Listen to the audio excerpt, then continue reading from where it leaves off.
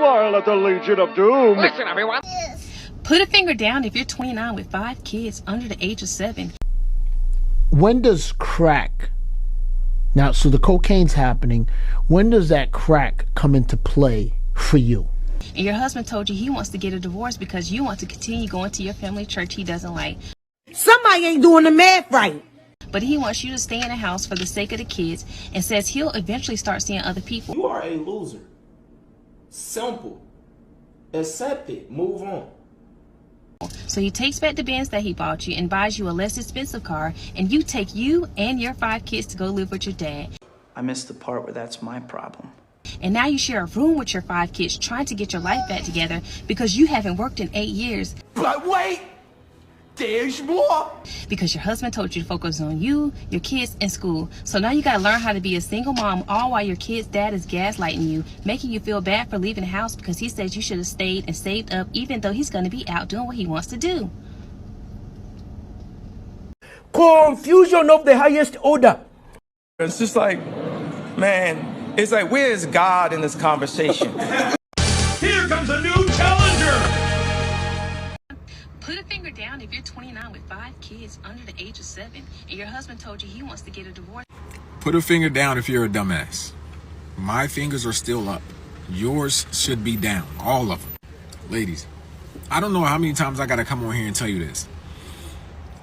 I don't give a f if you feel like you have the best husband in the world. I don't give a f if he's always been faithful. I don't give a f if you feel like he's the best person to ever touch planet Earth.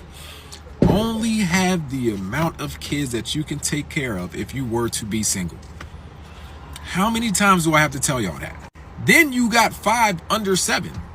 Let that coochie breathe. Let it breathe. That's ridiculous. I keep telling y'all this. I don't give a if your husband get mad at you because he want 3 and you only want 1 child. I don't care. Only have the amount of kids that you can take care of if you were to become single. How many times do I have to tell y'all this? I know I'm a man and y'all don't want to listen to me most of the time. If you don't listen to nothing else I say, listen to this. I just want to state that that has to be one of the most confusing videos that I've ever seen, and that's just me trying to put it nicely. I'm just trying to figure out why on God's green earth would you be, what was it again? I think she said that she was 29 with 5 kids or something of the sort, 27 or 29 with 5. That's wow. And they're all under 7. And during the time and point of which you were married, you didn't establish anything for yourself as a woman. You didn't do like a side hustle, a side business. You weren't some type of, entrepreneur. You were just like, hey, I'm just going to focus on the kids and focus on home for 8+ years. I'm not going to do anything else to basically better myself for just in case, because this is the main thing that I told a lot of women before. What if your husband falls ill? He's in the hospital. What if your husband has an injury that he cannot come back from? And now everything is falling directly on you. And now when you look around, you have nothing because you didn't build and you didn't establish nothing during the point of that marriage. For the amount of time that you were together, you didn't do anything and you only have yourself to blame. And that's the best way that I can sit up there and put it. Because at the end of the day, people always say that, the man, he takes care of, the house, the bills and this, that, and the third, and all these other types of things, right? The man basically takes care of everything. And the only thing that the woman has to manage is basically the kids, if they have kids. But if you have women out here who don't have kids, then what are they managing? Nothing. It's just still, looking a whole complete mess. But in this instance, as stated before, they were married. She had, kids from her early 20s and pretty much did not take breaks. These kids are back to back to back to back to back. And I'm like, that's crazy to me. You put your body through all of that stress, all of that work, carried all of those kids, and you have really nothing to show for it but those kids. You don't have no backup. You have no reserve money or any type of funds. You had to, as a grown adult, you had to go back and live with your father, with your kids. And I do want to sit up there and shout out this, right? Because we are dealing with a negative here, dealing with the husband. The one positive is that her father is there. her father exists, her father loves her, her father cares about her. Right?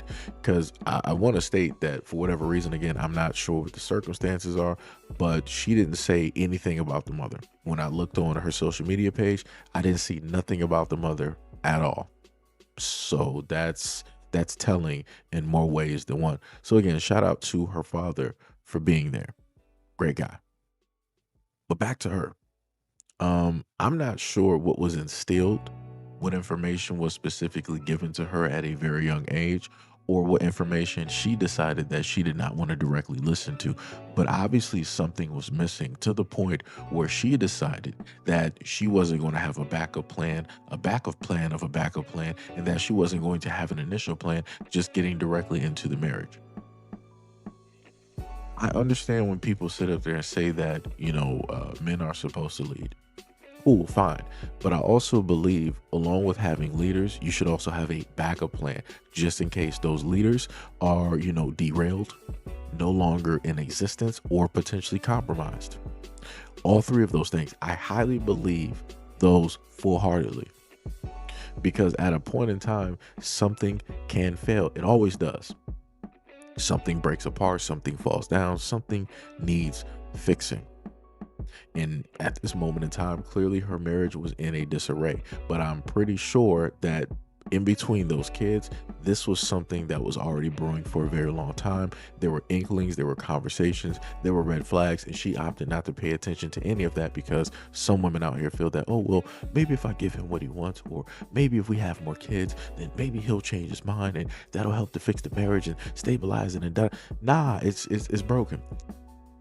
The moment in time that you got a guy that decides that he wants to compromise his marriage, his wedding vows openly, he's telling you this to your face, and you opt not to listen to it, you are the dumb one. You are the stupid one. He is the villain, but you are also an accessory to the villainy. You allowed him to do this directly to you because you opted not to leave. Everything that he stated directly to her, that was grounds for a divorce immediately, right then and right there. For whatever reason that she decided and opted not to do it, again, that was foolish directly on her part. Whatever goodness or whatever she was relying on, that she thought that he would fall back into place as that old person that he used to be when she first met, when he first started dating, when they got engaged, that was a fool's errand. You were hoping, you were pleading and wishing for something that never existed. And now you can fully see that. And now you're going to be a broken, jaded woman who is single, raising all of those kids by yourself, trying to figure things out because you didn't pay attention to the red flags that were more than likely apparent. You didn't pay attention to the things that people probably warned you about, such as if you have any girlfriends or any female relatives or even any male friends, I'm pretty sure you had some people out there tell you. I'm pretty sure somewhere along that marriage, something was in the gut directly of your soul, of your being. Your spider senses were going off. They were blaring, but you decided to hit the switch and turn them off. And this is where it landed you. It landed you in harm's way. It landed you in a predicament of which you have to now fix yourself. Now you have to rely on somebody else in order to hold you up, because you can't hold yourself up at this moment in time. Because without her father actually being there, she would probably be in a shelter. Like I said, everything that the guy at the end of the video stated is 100% correct. And this is why I put videos out like this. Because for whatever reason, women only like to listen to themselves and not pay attention to anybody else, even if they're trying to, give them information for their own best interest. Women are like, I'm not going to listen to a man. I'm going to listen to myself. And look at where that's gotten a lot of women. Listening to themselves, other women, has gotten them here. It's gotten them to divorces, bad relationships, other situations. When all you had to do was simply listen, simply pay attention. But you can't even sit still long enough to do that because you think you know everything and you don't. It's crazy work. So, hopefully from this situation, she'll learn. She will be better. She will do better. And, hopefully the kids will be great, right? Hopefully, amongst all of the negativity that was there between the two adults there, hopefully something there within that guy is like, I'll still be a great father. Might not have been great to the wife, but I'm going to be there for the kids, and I'm going to put my best foot forward. Again, that's hope. It could be potentially a fool's errand on my part, but we'll see. But anyways, let me know what you guys think about this video and everything that I stated in the comment description below. And as always, peace, love, and stay tuned for the next video.